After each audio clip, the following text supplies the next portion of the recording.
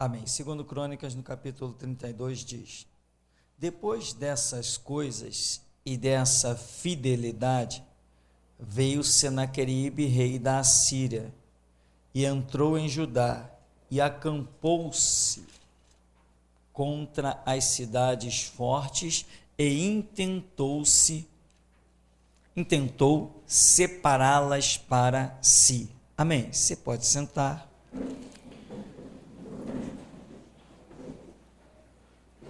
Nós temos aqui uma história que vai ser narrada, que você certamente conhece. Senaqueribe tenta invadir Judá, embora o texto diga Senaqueribe invade Judá, o subtítulo, mas ele tentou invadir Judá, só que ele não conseguiu. Não conseguiu transpor os muros de Jerusalém, porque o Senhor ali estava como os muros de Jerusalém. A Bíblia diz que Deus é uma fortaleza no dia da angústia.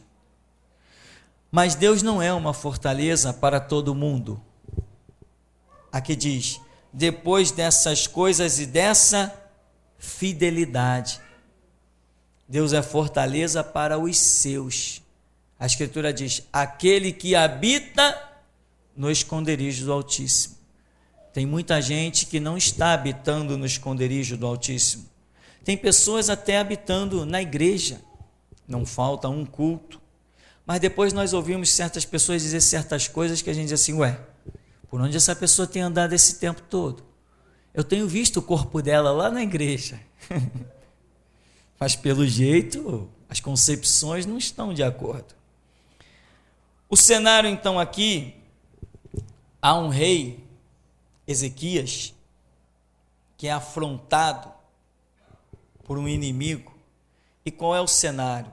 Jerusalém está, a parte espiritual de Jerusalém está um caos.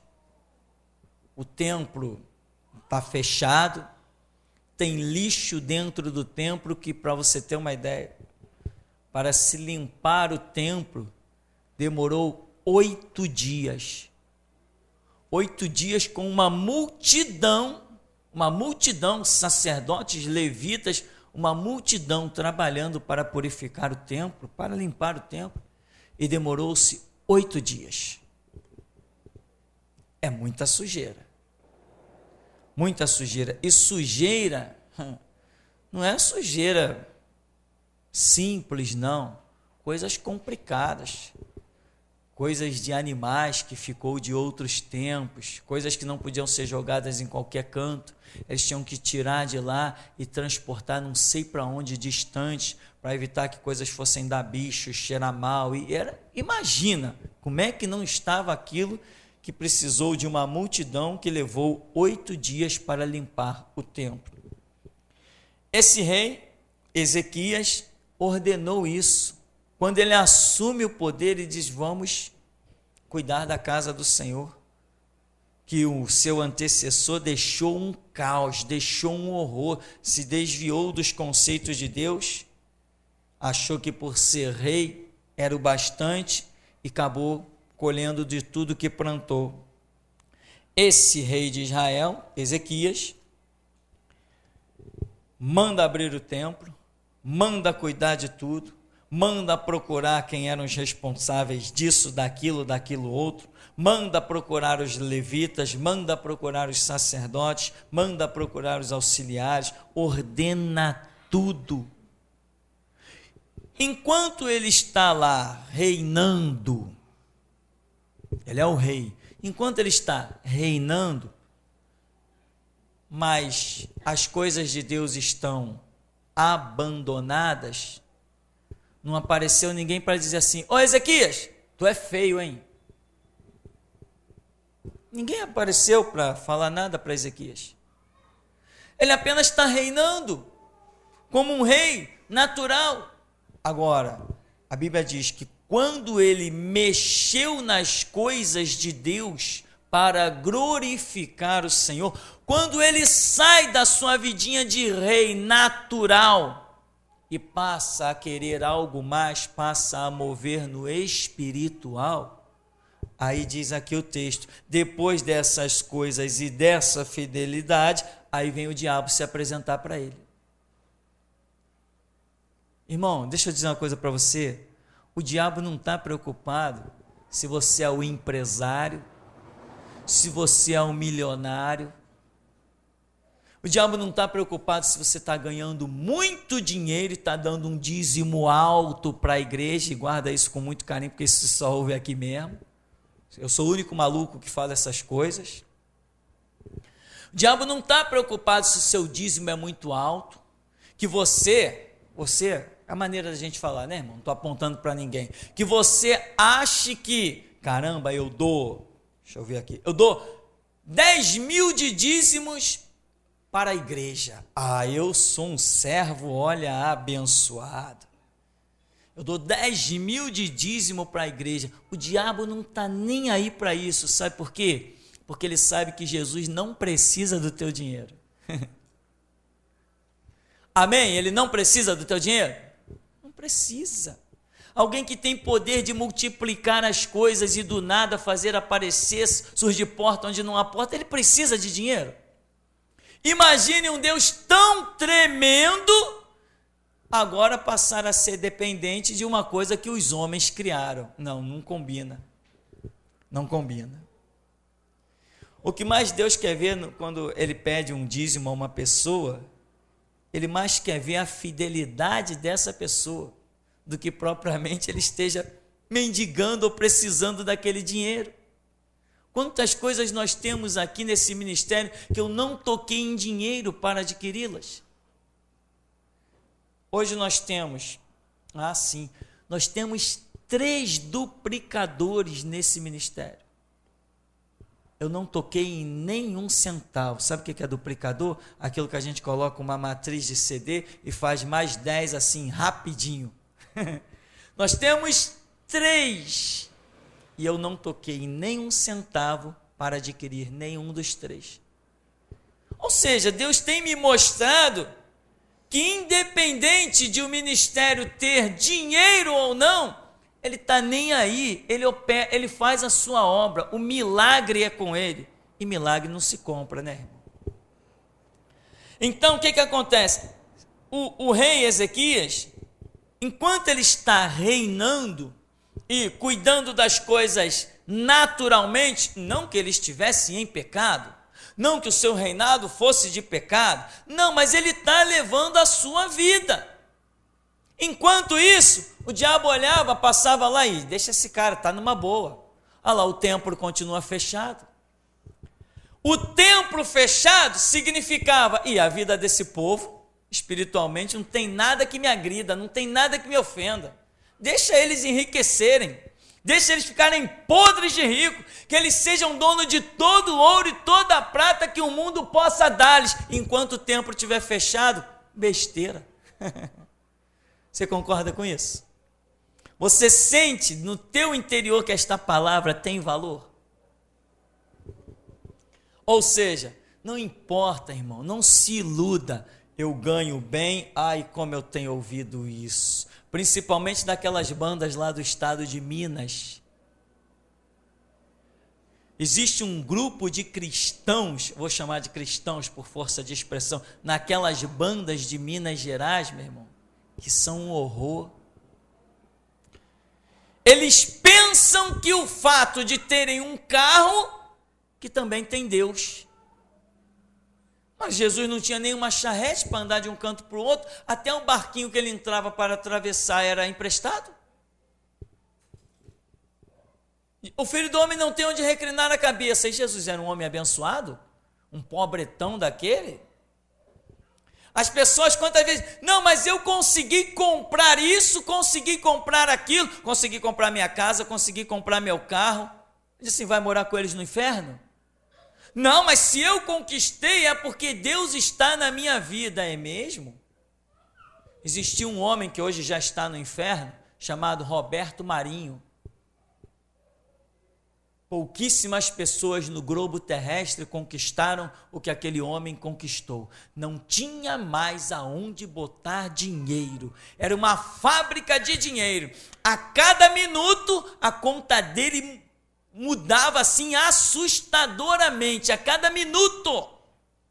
E no entanto, cadê ele? Eu te garanto, lá no céu você não encontrará o satanista chamado Roberto Marinho. E se você não o encontrar lá, aonde ele está? Ou seja, irmão, não iluda-se. Tu pode estar num ponto altíssimo, como o rei Ezequias. O camarada está lá em cima. Em Israel, supostamente, o cargo dele é o máximo. Naquela posição, na atual circunstância de Judá, olha, quem é o rei? Quem é a autoridade máxima aqui? É aquele cara lá. E o diabo olhava para ele e dizia assim, deixa ele lá reinar. Estou nem aí para ele. Mas daqui a pouco ele disse assim, olha, vamos cuidar da casa de Deus. Vamos mexer nisso aí, vamos abrir esse templo, vamos limpar isso tudo que tem aí dentro, vamos tirar o lacre dessas portas, vamos limpar isso aí, olha, eu quero, tem equipe, o povo logo, opa, tem! Você sabe que muitas vezes o que está te faltando é apenas uma palavra que de alguma maneira você não tem, mas Deus encontrará alguém que tem e vai te alcançar. Quando o rei chega assim, olha, eu preciso de ajuda, imediatamente ele tinha ajuda de tudo que é lado, o povo se mobilizou e disse, vai abrir o templo? Estamos nessa, estamos contigo. Estávamos esperando alguém de coragem para mexer nisso aí. Ezequias, vamos abrir o templo. Aí o povo se junta a ele, purificam lá, 8 dias de trabalho forçado, muita gente. Quando ele começou a mexer, que o diabo passou, né? Estou eu aqui vendo um filmezinho na minha cabeça. Que o diabo passou lá perto do rio e falou, o que esses caras estão jogando aí no rio? Quando o diabo olhou e falou assim, caramba, esse é o lixo lá do templo, será que eles estão mexendo com isso? Quando foi lá e confirmou que realmente o culto a Deus ia ser reestabelecido, correu lá na Assíria e contratou os seus servos. Vai lá, vamos acabar com aquele negócio lá. Agora ele não está mais só num trono reinando, rico, cheio de ouro e prata. Agora ele está mexendo naquilo que pode me incomodar. Ouro e prata, o diabo poderia dizer assim, ouro e prata eu também tenho. Lá na frente, qualquer dia eu vou oferecer tudo isso para o Filho de Deus. Em termos, né, irmão? Claro que o diabo não tem onisciência, só estou falando isso para você ter ideia do domínio do diabo a respeito de ouro e prata, oferecer os reinos do mundo e a glória deles para Jesus. Jesus preferiu ficar com a palavra. Ezequias restaura o culto a Deus. Quando ele diz, vamos começar, tragam sacrifícios, purificação dos levitas, purificação dos sacerdotes, vamos voltar a cultuar a Deus. Daqui a pouco, quando ele olha, já tem alguém batendo no muro. Aí, o líder da Assíria está aí. Ele quer dominar essa cidade. Ora, mas ele nunca quis dominar a cidade enquanto Ezequias está apenas cuidando do seu reinado.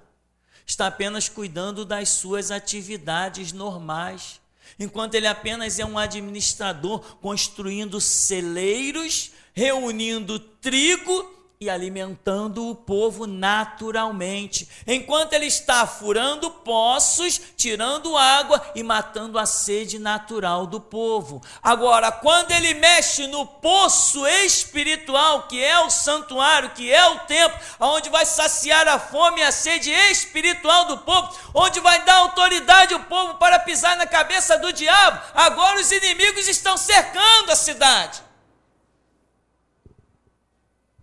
Ninguém está preocupado com a sua vida natural, meu irmão. A preocupação é a sua vida espiritual. Ninguém te rejeita, ninguém quer bloqueio, ninguém quer conflito contigo porque você é o dono da empresa, porque você é um microempresário. As pessoas só vão realmente sentir ódio de você quando se cumprir o que Jesus disse. Pai, eu lhes dei a tua palavra e o mundo os odiou. Pai, eu não lhes dei ouro, Pai, eu não lhes dei prata, eu não lhes dei casa, eu não lhes dei propriedade, eu não lhes dei carro, eu não lhes dei cavalos, eu lhes dei a tua palavra, isso que é precioso, e o mundo os odiou. Ezequias está reinando, mas ninguém está preocupado com o reinado dele. Às vezes, meu irmão, tem gente que diz, pô, fulano tem inveja de mim, ciclano tem inveja de mim, eu deixo meu carro na rua, alguém arranha, alguém joga uma pedra, alguém faz isso, alguém faz aquilo. Você é cristão? Se você é cristão, está tudo certo, meu irmão. Se é por isso que o mundo está te odiando, porque ninguém está preocupado com as riquezas naturais, não. O diabo incita o mundo contra nós quando nós estamos movendo contra o reino dele. E eu ser rico e milionário não afeta em nada o reino do diabo. Mas quando eu dobro os meus joelhos no santuário para dizer Senhor, Rei meu e Deus meu, aí a terra treme, o mortal se cala e as regiões celestes são abaladas. Mas o diabo não está preocupado com dinheiro. Ele mesmo criou moedas pelas nações afora. Ele mesmo fez isso para dominar. Ele mesmo está preparando uma moeda única para o mundo. Ele mesmo está preparando a quebra das barreiras cambiais. Ele mesmo está preparando isso para se levantar brevemente aí através da União Europeia, a tal da globalização. Ele não está preocupado com essas coisas, com dinheiro. Não é isso que preocupa o diabo. O diabo não se preocupa com quem tem $1 milhão na conta. O diabo se preocupa com quem dobra os joelhos e cria um canal da terra até o céu. Isso preocupa e muito. E o que acontece aqui? Depois dessas coisas, dessa fidelidade, veio Senaqueribe, rei da Síria, entrou em Judá e acampou-se contra as cidades fortes e intentou separá-las para si. Vendo, pois, Ezequias que Senaqueribe vinha, que seu rosto era de guerra contra Jerusalém, teve conselho com os seus príncipes, seus varões, para que se tapassem as fontes das águas que havia fora da cidade. Eles o ajudaram. Assim, muito povo se ajuntou e tapou todas as fontes, como também o ribeiro que se estendia pelo meio da terra, e disseram, por que viriam os reis da Assíria e achariam tantas águas? Ele se fortificou, edificou todo o muro quebrado até as torres, levantou outro muro para fora e fortificou Milo na cidade de Davi e fez armas e escudos em abundância. E pôs oficiais de guerra sobre o povo, ajuntou-os assim na praça da porta da cidade e falou-lhes ao coração, dizendo, esforçai-vos e tende bom ânimo, não temais, nem vos espanteis por causa do rei da Assíria, nem por causa de toda a multidão que está com ele, porque há um maior conosco do que com ele está o braço da carne, mas conosco o Senhor nosso Deus, para nos ajudar e para guerrear nossas guerras. E o povo descansou nas palavras de Ezequias, rei de Judá. Irmão, existem momentos na sua vida, isso deveria ser uma prática em todos os momentos, mas existem momentos que são mais explosivos, existem momentos que não tem jeito. Ou você vai confiar em Deus, ou você vai naufragar. Ou você vai confiar e vai ficar de pé e vai estar firme, ou a sua caminhada acaba ali. São momentos específicos de coisas que acontecem na nossa vida. Eu vivi esses momentos. Eu sei bem o que é isso. A ponto de chegar e desmaiar em cima de uma cama e dizer, Deus, eu não consigo nem fazer uma oração. Essa era a oração que eu fazia, dizendo, Deus, eu não consigo nem fazer em oração, muda a minha história, porque eu não consigo forças para orar, Deus, muda a minha história, era só o que eu conseguia fazer e saía de cenário, meu irmão. Tem horas que você tem que permanecer, quando você já não vê mais nenhuma condição, e aqui Ezequias está dizendo, vem uma grande multidão, mas olha, ninguém fique atemorizado, o que está com eles é braço de carne, não importa a multidão, nós temos um que é maior, o Senhor nosso Deus. Esse rei realmente está demonstrando uma postura tremenda demais. Agora, houve, aqui diz, o povo descansou, houve crédito a Deus. Irmão, tem momentos que você precisa parar e esperar o agir de Deus. Não adianta querer, né? Tipo assim, ele preparou as armas. Não, vamos pegar nas armas. Não. Calma aí. Conosco está o Senhor nosso Deus. Vamos aguardar as horas passarem. Vamos aguardar o momento chegar. Então, tem momentos, meu irmão, que você não interessa o que você tem ou deixa de ter. A sua confiança vai ter que estar em Deus. A multidão aqui é muito grande. Depois nós vamos ver que um anjo vai sair no arraial dos inimigos e vai matar 185 mil homens. Eles já tinham afrontado Israel de tudo que foi maneira que se pudesse imaginar. Já tinham desafiado: você não tem cavaleiros, eu te dou até cavalos para você colocar os teus cavaleiros, se é que tu tenha tantos cavaleiros para ocupar os meus cavalos. Está zombando, escarnecendo, dizendo: olha, todas as nações tinham seus deuses, eu saí conquistando todo mundo, vocês acham que o Deus de vocês quer um só? As outras nações tinham 50, 500, 1000 deuses e não me deteram. O umzinho de vocês vai me deter? E toma-lhe afronta, e toma-lhe escarnecer, e zombar e blasfemar. Ou seja, o povo de Israel reunido ali com esse rei, olhou a multidão e viu: nós não temos como resistir, mas a confiança, a fé vence todas as barreiras. Ele falou: com ele está o braço da carne, mas conosco o Senhor nosso Deus, para nos ajudar e para guerrear nossas guerras. Diante de uma grande multidão, eles não sacaram sequer de uma espada.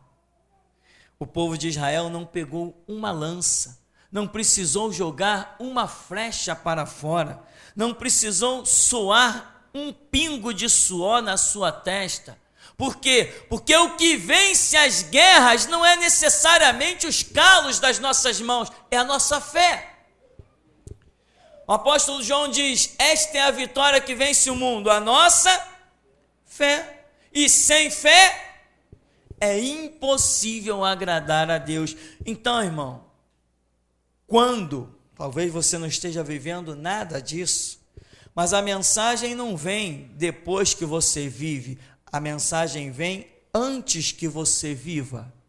Deus não te adverte depois de você passar por uma situação. Ele te adverte antes que você passe por uma situação. Você pode não estar vivendo nenhuma situação tão difícil. O fato é, se ela vier na sua vida, você vai ter que aprender a confiar em Deus.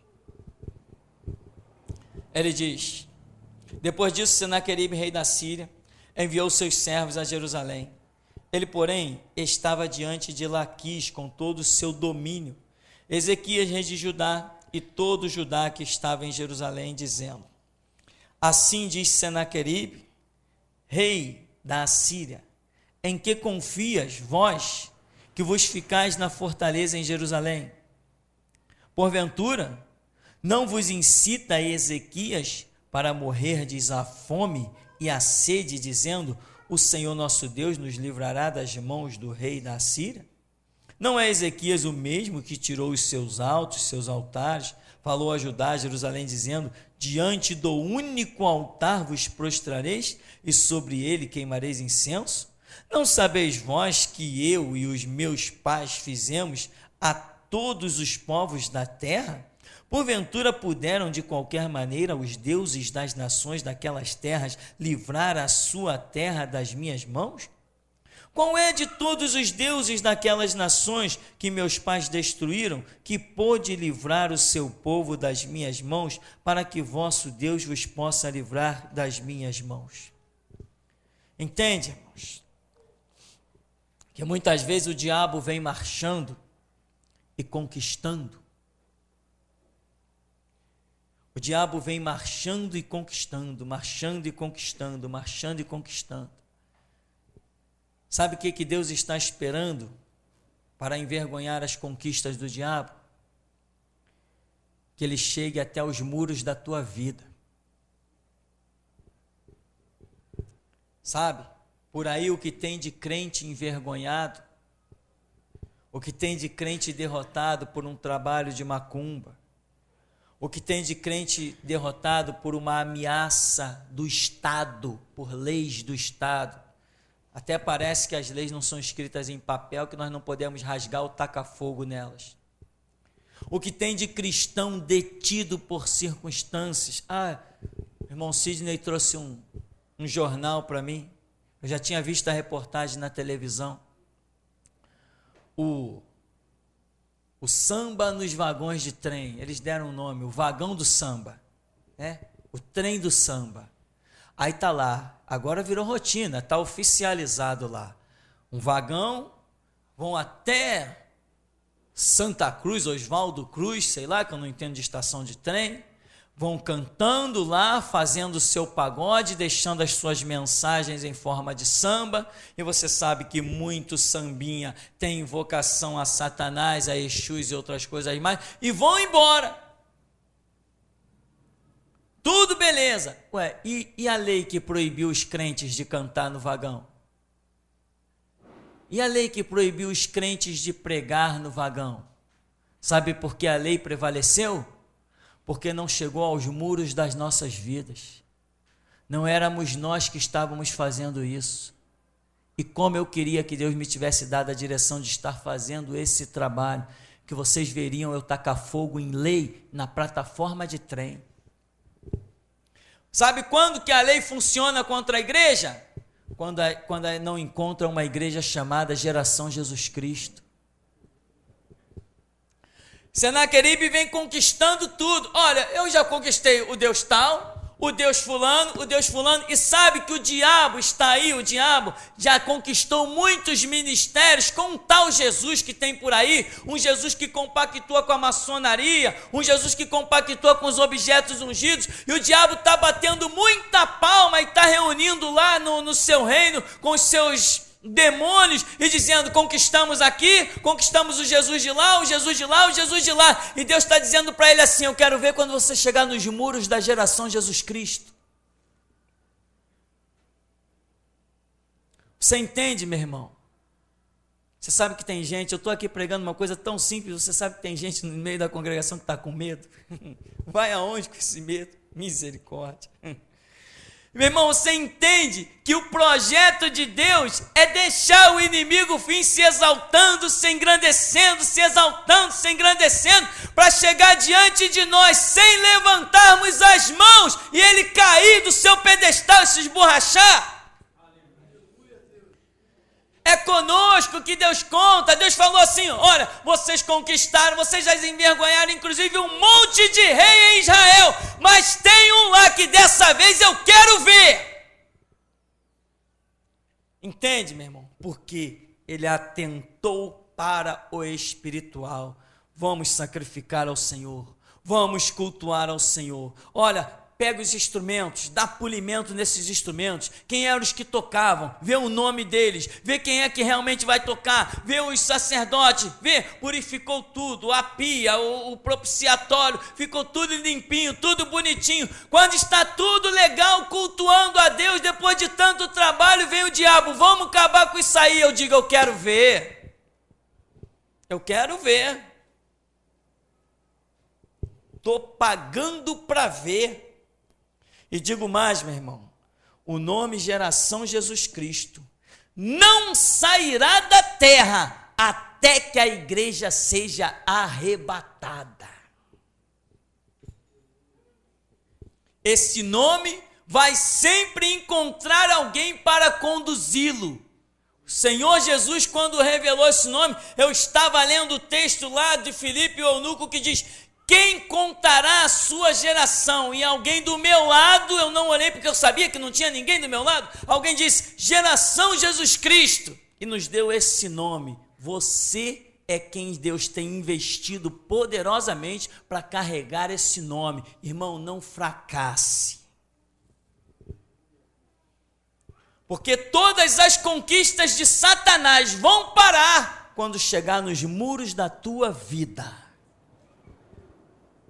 Ele vai dizer: eu já conquistei, os batistas já estão comigo na maçonaria, os metodistas e os presbiterianos, e na Universal eu brinco, eu rodopio a hora que eu quiser, sou eu que faço a obra lá. Mas ele sempre vai olhar uma luz e ele vai dizer: eu não consigo entrar ali.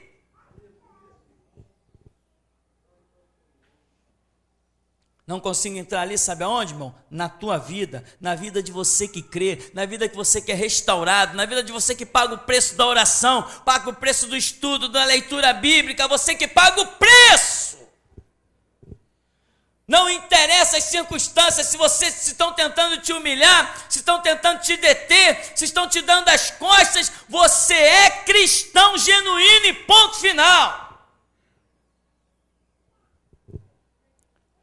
Aí diz: quem livrou da mão dos meus pais e das minhas mãos?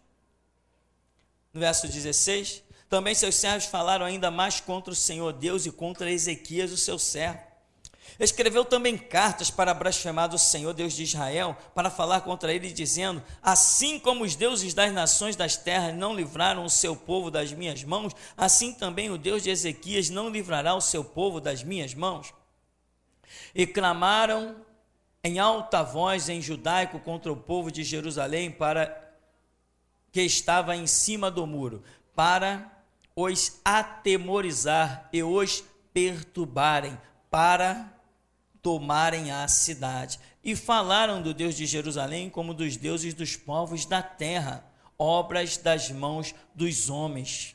Porém o rei Ezequias e o profeta Isaías, filho de Amós, oraram por causa disso e clamaram ao céu. Olha, o que nós vemos? Os deuses dos povos da terra, tudo conquistados. Porém, Ezequias e o profeta Isaías fizeram o quê? Oraram, clamaram ao céu. Então, irmão, como que se vence as guerras? Com fé, confiança, com oração, como ele já tinha dito: com eles está o braço da carne, mas conosco, o Senhor nosso Deus. Diz o Salmo 20, uns confiam em carros, outros em cavalos, mas nós faremos menção do nome do Senhor. Irmão, faça isso e você vai estar sempre de pé. Faça isso que você vai estar sempre de pé. Você vai ver muitos passarem pela sua vida. Esses dias eu estava entristecido num canto. Eu disse assim: meu Deus, quanta gente eu vi passar. Quanta gente que hoje eu passo por eles, estão desviados. Jovens que eram cheios da unção, cheios do poder. Pessoas com tanta determinação. Outros que batiam no peito com tanto orgulho: eu tenho 20 anos de crente, eu tenho 30 anos de crente.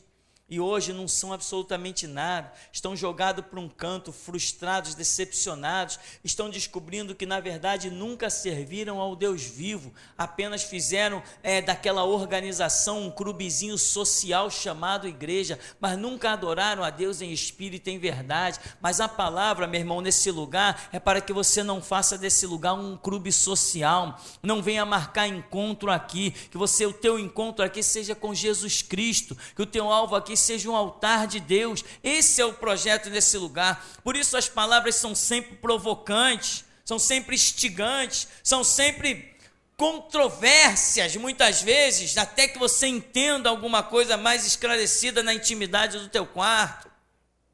Porque o projeto de Deus não é que você seja como esses centenas que eu tenho visto. Quando eu entrei em algumas igrejas que eu passei pela primeira vez, eu cheguei lá, eu vi dezenas de jovens. Teve uma igreja que eu encontrei lá dentro cerca de 50 e poucos jovens.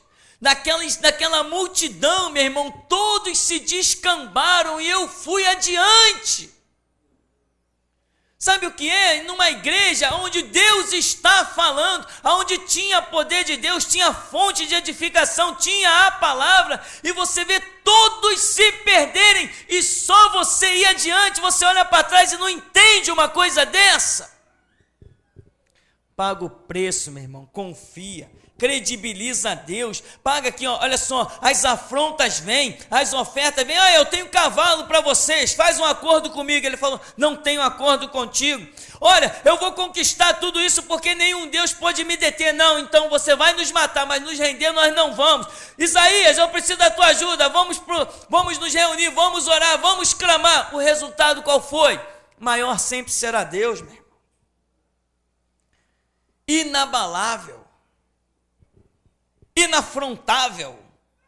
Paulo escreve dizendo que ele habita em luz inacessível.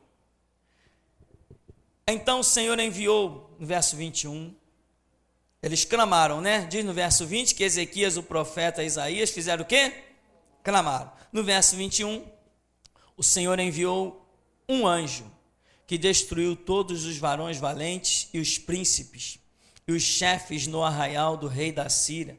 Este tornou com vergonha de rosto a sua terra, e entrando na casa de seu Deus, os mesmos que descenderam dele, ou seja, os seus filhos, o mataram ali à espada. Assim livrou o Senhor a Ezequias e aos moradores de Jerusalém das mãos de Senaqueribe, rei da Síria, e das mãos de todos, e de todos os lados os guiou. Depois Ezequias ainda vai ser muito engrandecido, apesar de cometer um delito, engrandecer-se no seu próprio coração. Deus o castigou, mas a Bíblia diz que ele ainda se arrependeu e Deus o abençoou. Porém, o que vemos aqui no texto que lemos, um anjo que poderia ter matado todo mundo, mas o juízo de Deus é muito terrível. A Escritura diz que horrenda coisa. Quer dizer, se você for no dicionário e olhar essa palavra horrenda, ela é pior do que o horrível. É uma coisa muito ruim. Deus diz um anjo, ó, vai lá, passa lá, acaba com todo mundo, mas deixa o folgado e os filhos dele vivos. Olha como Deus é terrível. Quando o camarada acorda e vê todo o seu exército morto, ele diz, vamos fugir. Só está ele e os filhos vivos. Quando ele volta para a terra dele, que foi lá fazer a oração no templo do diabo dele, os próprios filhos matam ele. Imagina, ele como pai, vendo os filhos vir sobre ele e atravessar-lhe a espada. Horrenda coisa é cair nas mãos de um Deus vivo. O castigo de Deus é terrível. A sua misericórdia e compaixão, a sua salvação é tremenda, infinita, mas também o seu castigo é cruel. Seu castigo também é cruel. Então, meu irmão, nós queremos concluir voltando a um primeiro ponto. Você está levando a sua vida? Você até diz assim, Deus me abençoou. Quem sabe Ezequias pode dizer assim, Deus me abençoou, eu estou no trono de Jerusalém, estou numa posição rara. Não existem dois reis na mesma nação, né? Estou numa posição rara, eu estou no trono de Jerusalém. Deus me abençoou muito, e o diabo está olhando para ele e está dizendo assim, beleza, continua aí abençoado nesse trono aí. Tu não pode fazer nada contra mim, tu não pode mover em nada a minha vida, não pode impedir em nada o crescimento do meu reino, continua reinando aí. E lá está Ezequias, durante alguns anos do começo do seu reinado, ele não toca em nada do fator espiritual, não, Deus me abençoou, eu estou reinando, eu tenho um exército, eu tenho a casa do tesouro, eu tenho celeiros com trigo, eu tenho fontes de água, e isso aqui está tudo tranquilo, eu estou vivendo na maior paz. E o diabo, beleza, continua nessa paz aí. Você está entendendo, meu irmão? Está entendendo o mistério? Enquanto você vive em paz, na sua própria paz, o diabo não está nem aí contigo, não está nem um pouquinho preocupado. Mas quando você parte para a adoração a Deus, para o culto a Deus, aí você está proclamando guerra contra o reino das trevas. E tem mais. Não foi nem Ezequias que foi lá em busca do confronto com o inimigo. É o inimigo que vem no confronto contra Ezequias. Portanto, meu irmão, prepara-te para a guerra, se é que você adora, cultua a um Deus verdadeiro, em espírito e em verdade. Agora, enquanto você olhar para o templo da sua vida fechado, enquanto você olhar para o templo da sua vida sujo, cheio de restos mortais lá dentro, cheios de escombros, enquanto você olhar para os instrumentos da tua vida empoeirados, sem tocar nada que glorifique a Deus, enquanto você olhar para os utensílios da sua vida que não prestam para cultuar a Deus, fazer os sacrifícios para Deus, enquanto você olhar para tudo isso parado, empoeirado, não penses que o diabo está preocupado contigo. Ele só vai preocupar-se contigo quando você passar de mão nos instrumentos da tua vida e começar a limpar e dizer assim: eu vou glorificar a Deus. Aí sim, te prepara para a guerra e não te atemorize quando o inimigo cirandar a sua vida como um leão, rugindo, buscando a quem possa tragar. Você simplesmente dirá: maior é Deus. Então, meu irmão, guarda com carinho essa questão. Me permita pela terceira vez repetir para nós encerrarmos. Guarda com carinho isto: a sua vida natural não está oferecendo nenhum risco, nenhum probleminha ao reino das trevas. A Escritura diz que o Filho de Deus se manifestou para desfazer as obras do diabo. Então analise as coisas que você está fazendo, os recursos que chegam às suas mãos, tudo que envolve a sua vida. Para e olha e vê em que Deus está sendo glorificado e em que o reino das trevas está sendo abalado. Se você olhar para a sua vida, para as suas atividades, para tudo à sua volta e não conseguir enxergar Deus glorificado e o reino das trevas abalado, tome cuidado. Pode ser que você esteja apenas levando uma vida natural, sem nada de espiritual. Amém. E até aqui nos tem ajudado o Senhor.